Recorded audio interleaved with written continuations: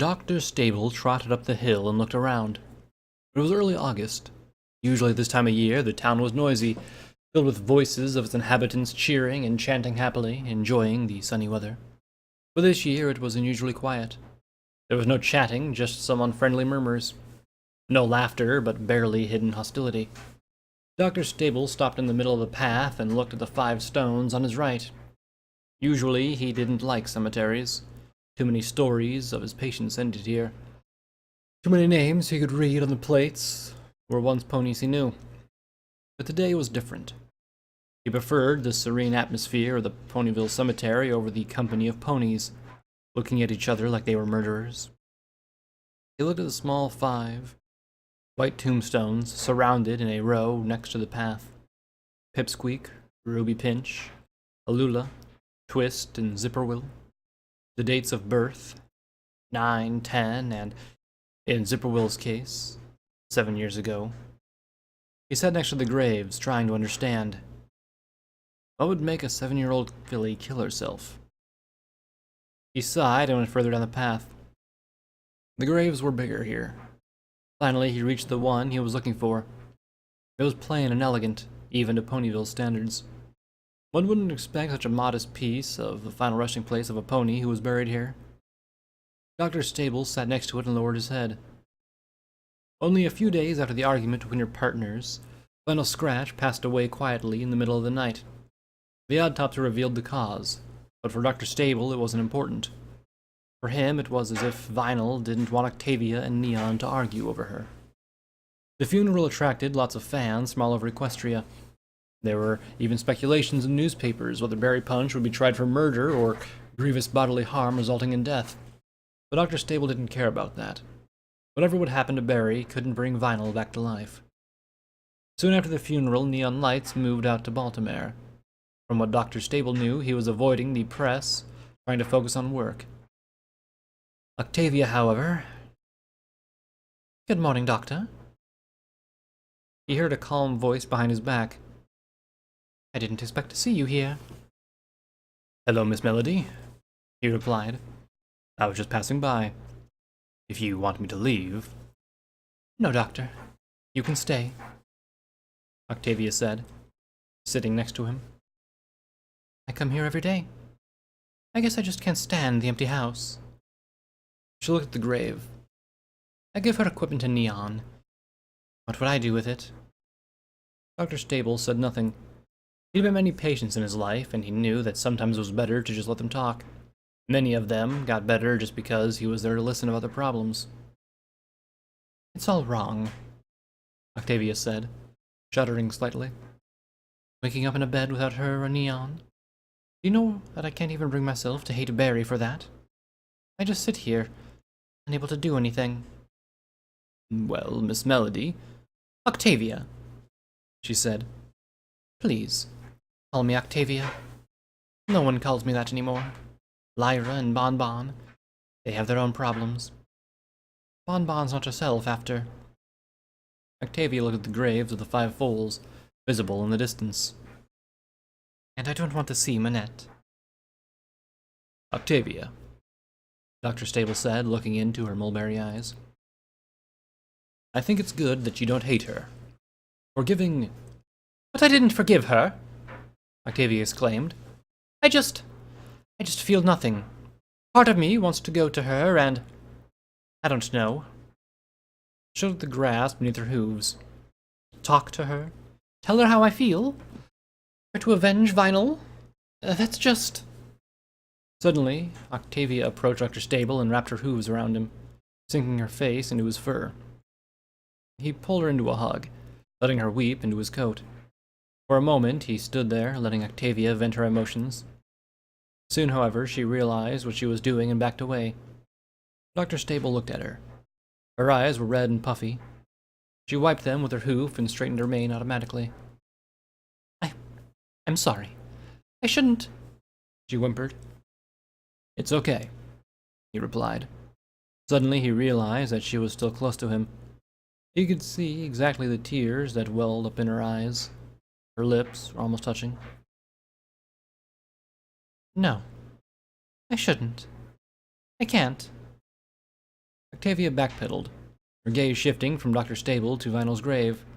Before he could say anything, she turned and ran away. "Octavia!" Dr. Stable called. "Wait!" She was too far to hear him, almost reaching the gate. For a moment, he considered running after her, but then he shrugged and turned back to Vinyl's grave. "Mares," he muttered, looking at it as if he expected Vinyl to reply. Riot Control shifted on his chair nervously. He didn't like that cold room, placed in the underground part of the Ponyville Hospital.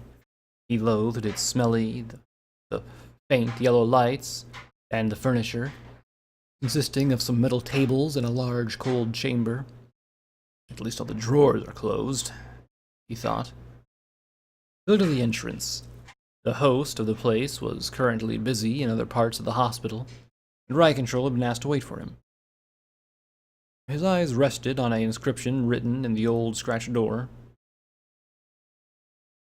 He couldn't understand it. It was in a different language. Optimistic, he thought. The door opened, and the old unicorn with grayish mane came out.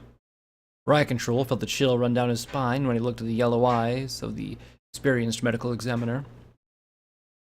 "Good morning, Dr. Tulip," he said. "I've heard that you have something for me." "Indeed." Dr. Tulip levitated a pair of glasses to his face and opened up one of the drawers to his desk. "I've received a report from my counterpart in Trottingham. I'd say that poor little Zipperwill told her a lot." Riot Control decided not to delve into that topic, instead choosing to open the file that landed in front of him. He skipped the photos depicting Zipperwill's body hanging from the bedsheet in the toilet stall or lying on the table with a large bruise around her neck. Instead, he focused on the autopsy report. "Unusual," he muttered. "Of course, it's unusual. Fillies that age don't hang themselves." He thought about his granddaughter and shuddered. "Not only that," Dr. Tulip said. "Do you know why, while hanging is quite a popular form of capital punishment, Pegasi are never hanged?" Riot Control sighed. Dr. Tulip had written several papers about the anatomy of Pegasus wings, and was considered one of the greatest experts in the matter. His fascination with the Pegasi was dangerously close to obsession. "I think that I missed that lesson," he replied, flipping through the pages of the report without much enthusiasm. "It's because it's difficult and cruel to hang a Pegasus," Dr. Tulip replied. "Even if you strain or break their wings, they'll still try to fly to save themselves. It's a reflex. It's like trying to commit suicide by holding one's breath. Sooner or later, the organism just makes you want to breathe." "So someone helped her?" Riot Control asked. "Maybe one of the doctors is a killer. Or their sidekick." "Not necessarily. Look at the toxicology report." Dr. Tulip levitated a page in question. "Sweet Celestia," Riot Control muttered. "How much did she take?" "Enough to repress that reflex. Even if she didn't hang herself, it'd probably kill her," Dr. Tulip replied.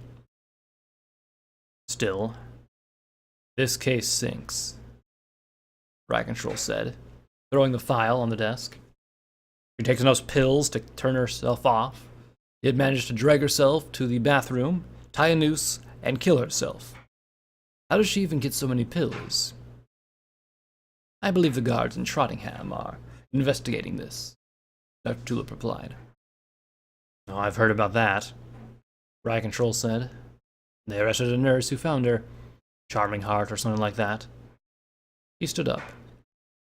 "Thank you, Doctor. I'm gonna go see Front Kick. Maybe he'll figure something out about this."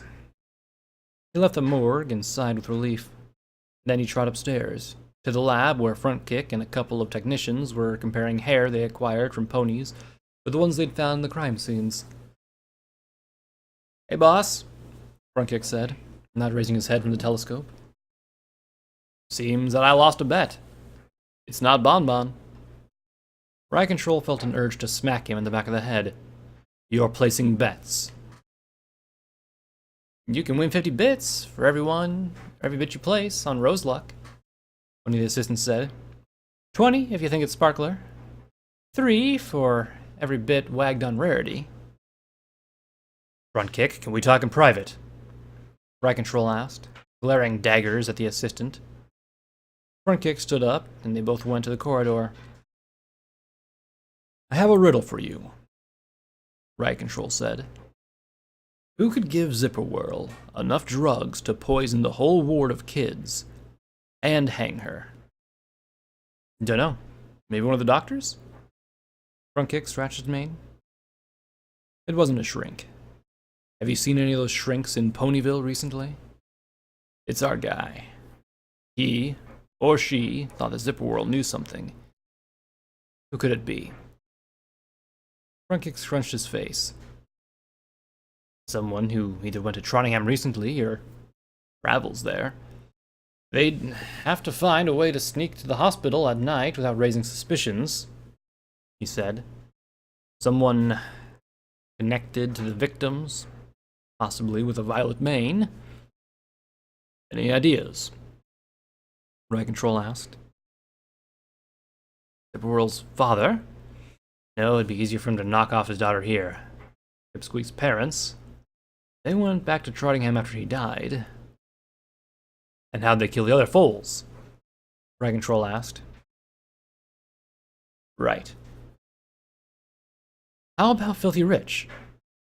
Front Kick's eyes lit up. Filthy Rich.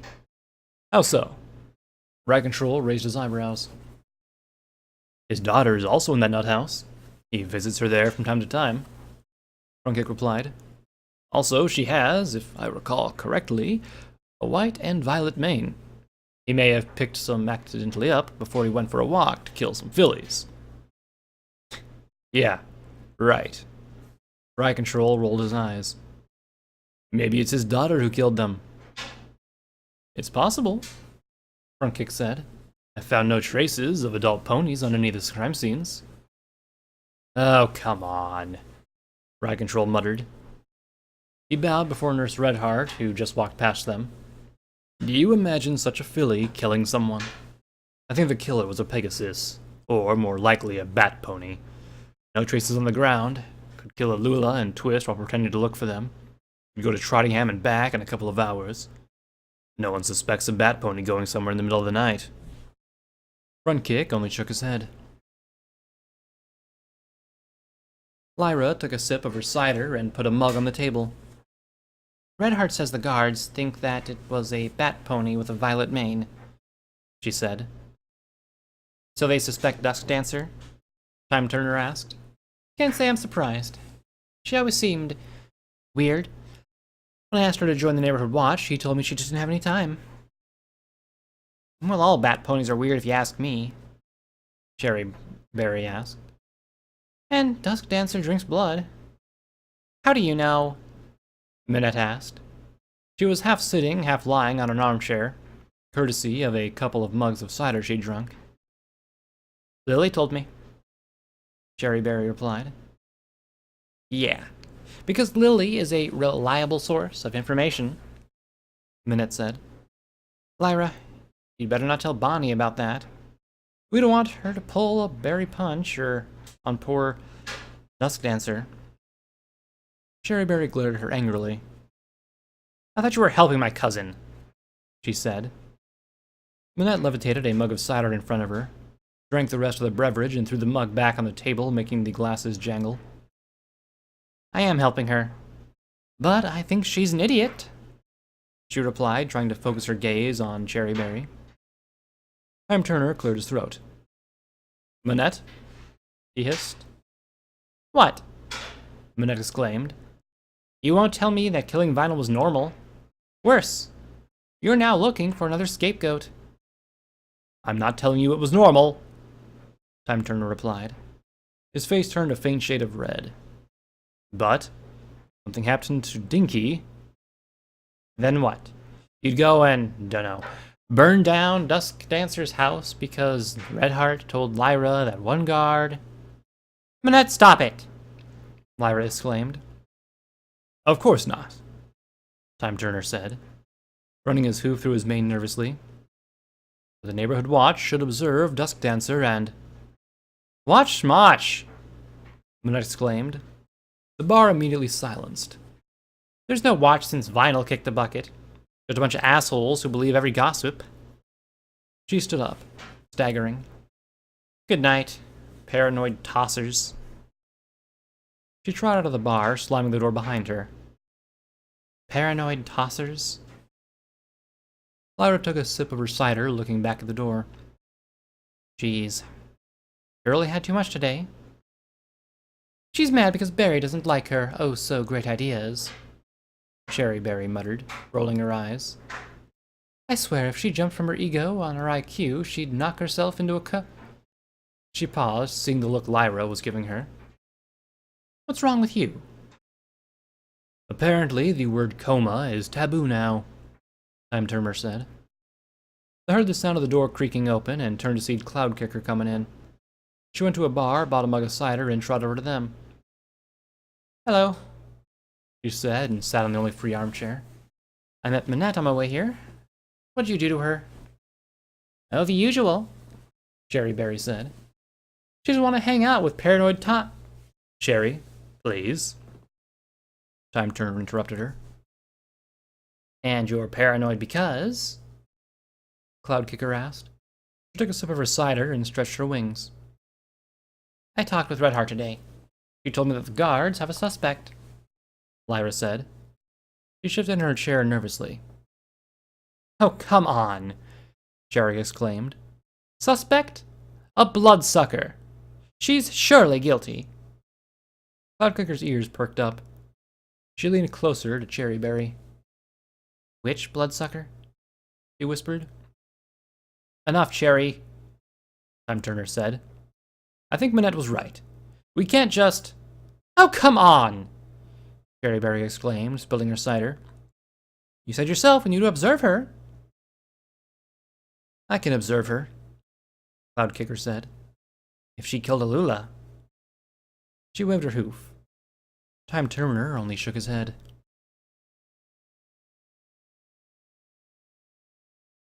With an ear-piercing screech of the brakes, the train skid to a halt. The doors opened and a couple of ponies walked out of it. Most of them quickly stretched their hooves, stiff after a long journey, and promptly went to their homes. Em and Tiara was the last to stand on the platform. She trotted by Filthy Rich's side, watching the familiar view of her hometown. She sniffed the air, smelling the mix of bonfire smoke, strange flowers from the Everfree forest, and a faint scent of disinfectant that somehow stayed on her coat. Then she looked straight into the setting sun, enjoying the eerie colors of the sky. A couple moths flew past her, one of them tangling into her mane for a moment. Em and Tiara smiled. For the last couple of nights, she'd slept like a newborn foal. According to Dr. Midline Shift, she'd gotten better and was ready to go home. She promptly agreed, even though she wasn't sure about his diagnosis. She still felt that strange presence who had spoken to her on the night when she'd kill Alula and Twist. It was asleep, fed by the view of Zipper Will fighting for her last breath. It could lie dormant for a long time, like a rattlesnake, but she could feel it still there. Time and Tiara looked around the town, staring at the few ponies who still dared to stay outside, and her smile grew even wider. It was good to be home.